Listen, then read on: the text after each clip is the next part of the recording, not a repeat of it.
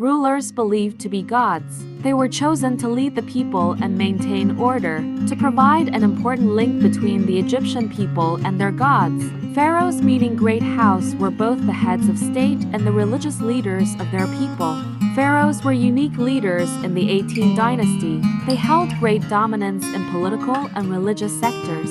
Acclaimed by the people, pharaohs were seen as gods. They ruled supremely over ancient Egypt from 3100 BC to 30 BC, ruling for more than 30 dynasties in 3,000 years.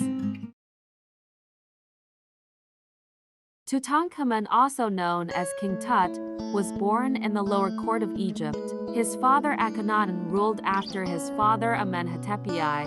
Tutankhamun is the son to Nefertiti, a full sister of her husband Akhenaten. She was a secondary wife who gave birth to girls before Tut. Akhenaten, Tutankhamun's father, ruled in an unusual way than that of his fathers.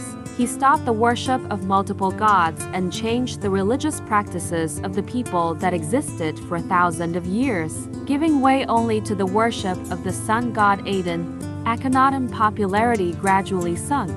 More on Akhenaten: he closed older gods' temples and moved Egypt's capital to Amarna. Their religious beliefs had lesser control. Akhenaten died in 1334 BC. Akhenaten's reign saw artistic developments, but his legacy crumbled due to his decisions. Akhenaten's demise led to the beginning of a new order led by King Tut. He ascended the throne at age of 9. Tutankhamun didn't run the kingdom because of his age. His senior advisor did by making important decisions. The Grand Vizier and Hormizd, the commander-in-chief of the Egyptian army. Tut married his paternal half-sister Ankhesenamun. He married her soon after he ascended the throne. Ankhesenamun was 13 when they were married. The marriage would last until Tutankhamun's death 10 years later. Tutankhamun became the 12th pharaoh of the 18th dynasty. His regime was a restoration system to the damages carried out by his predecessor, Akhenaten. Tut and his viziers restored the capital and opened the temple doors, thus consenting to the worship of other gods. In order to please the people, Tutankhamun changed his name and expressed his loyalty to the god Amun. He was one of those pharaohs who were worshipped as deities. At 19, Tutankhamun died and is buried at the Valley of Kings. In 1922, his tomb was discovered along with golden shrines, jewelry, statues, a chariot, weapons, clothing, and a perfectly preserved mummy. Mummies 317A and 317B were the infant daughters of Tutankhamun. They were buried in his tomb.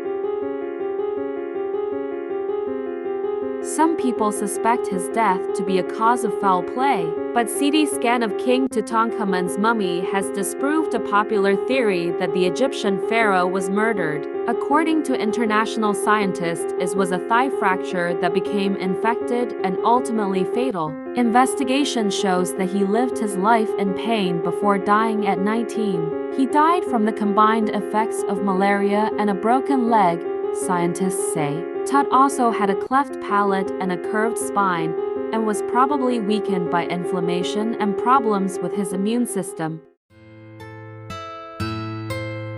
His father, Akhenaten, was placed in tomb KV55 while his mother was placed in tomb KV35. Tutankhamun's tomb, though filled with riches, is said to not be prepared. Graphically speaking, he was a youth who died earlier than expected. Does this mean he didn't show any sign of giving up the ghost yet? So could there still be a hidden mystery behind his death? Thank you for watching this video to the end. If you enjoyed watching, give this video a thumbs up, and for more history-related video, subscribe to my channel.